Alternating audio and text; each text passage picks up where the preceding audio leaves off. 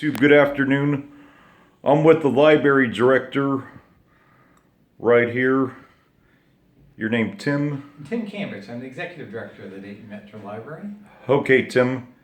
And there are some questions that I wanted to ask you, that are in regards to the library, as well as a few suggestions I think that are really good.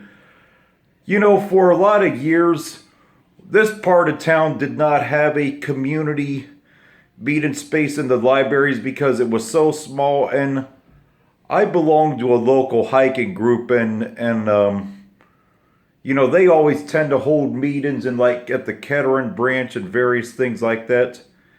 And also in this part of town, which is a predominantly black community in town, the the they are so underrepresented when it comes to things like the outdoors, and I think having this kind of facility will allow us to hopefully bring some of those outdoor presentations to an event like this. And I'm really glad to see where we could try and get some of those conferences and presentations here to try and get greater minority involvement with the outdoors, because it's sad to say that they're very underrepresented in membership numbers. What are your thoughts on that as far as being able to reach groups with various things like that you previously may not have been able to? Yeah, I agree exactly with the kind of things you're saying, because the branches up in this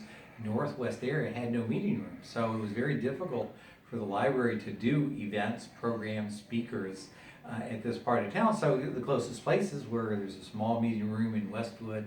There's one in Vandalia, downtown. They always had them in like on the Far Hills branch, I think. Yeah. So one of the things that we do as a library is we open up our doors to all kinds of different groups, and they will have their programs where there is space. I think you're going to see this kind of programs that you want, such as outdoor programming, events about teaching people and getting them excited. And various, hiking things. Because it's really sad that the black community is so underrepresented when it comes to the, outdoors and things like that. And plus, and if you go onto the Dayton Hikers website, and also, the person that runs the group, Andy DeCamp, was telling me that the library normally picks the meeting space, for like presentations. They'll do presentations on various outdoor adventures like Appalachian Trail, various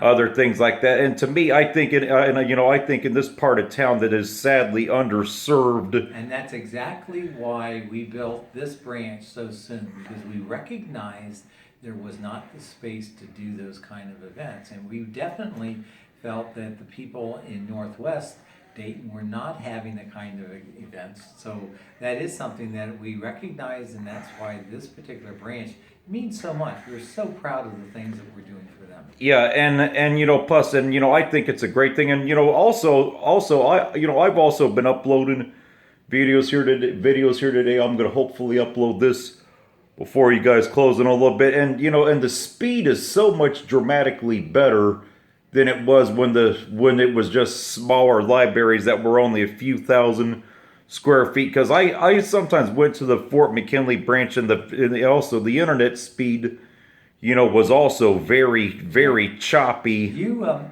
hit upon one of the other things that probably didn't get discussed much today from people, is the fact that we did put industrial strength Wi-Fi and gigabit Ethernet to this branch here.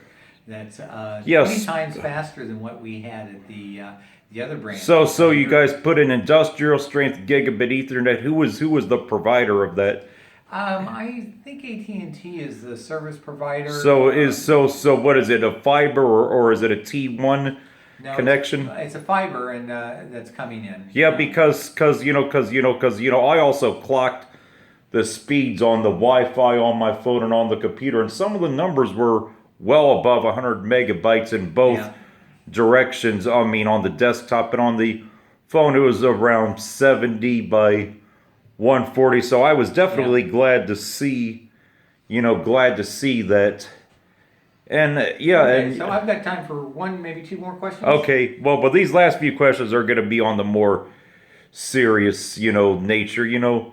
This community has been ravaged by, vacant buildings. And the only thing that makes me worried about, when we close the former libraries is leaving vacant buildings, because Salem Avenue and North Main Street have had a ton of vacant buildings. And, and this is something that I know exists because I'm an inner city resident. How are we going to keep those old libraries from being broken into and getting ransacked? Because sadly, just an alarm system is not enough. People will break in, and I'm worried that once they get broken into, if they get ransacked, there'll be eyesores, and you guys will be forced to raise them, just to get rid of the. What you mean? Everybody is citing the instance of Roosevelt and Julianne as examples of that.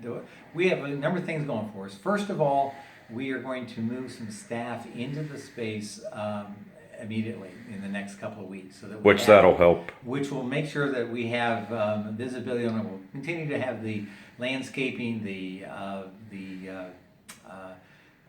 security system in place there and the like, and we'll have staff there as well. So I think that's a short-term piece of it there. Actually, we need the space because we don't have enough space while we have the downtown under construction. The other thing is that we're looking for the next best tenant, next best use of that building. And so so we think that we can, had a couple conversations with a couple of interested parties, one a nonprofit, another government agency that could take over and be strong users of that space, because I'll tell you, regardless of who owns it next, people will always refer to it as the library. As a library's property. On Salem Avenue. Or North Main. Right. And so at least for the Dayton View branch, I think that we have this obligation to make sure that... Oh, yeah, most definitely. The other two don't really have any kind of historical value. They're just, buildings. Value is not theirs, yeah, and so it's like if somebody did break in there and they get...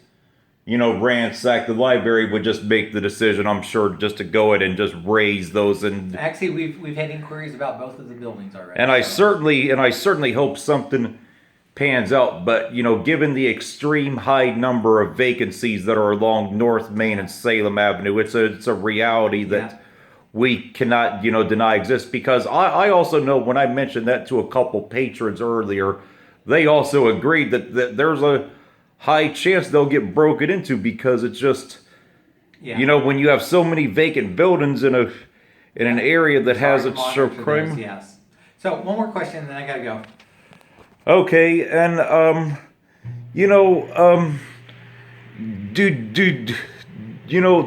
one thing I'll say this much: this library has so much potential, and I like that this is on a former school lot too, because you guys even have room to even expand it even further on back if you guys ever, decided to. So this is a great thing. Have you guys looked at any other potential school sites as potential library sites? Yes, over in East Dayton, we're looking at a site with currently owned by the Dayton Public Schools for a new branch over there, and we recognize that being adjacent to schools is a great thing for us. Which bridge is that? We'll announce that later. Well, I know where a few of them are at, but but we haven't signed the ink on that, and I have to go through due processes to make sure of that. So I thank you for the opportunity to speak to your followers, and I'll start following you myself. All right, thank you, Tim. Okay, I appreciate it. Have a All right, good bye. day.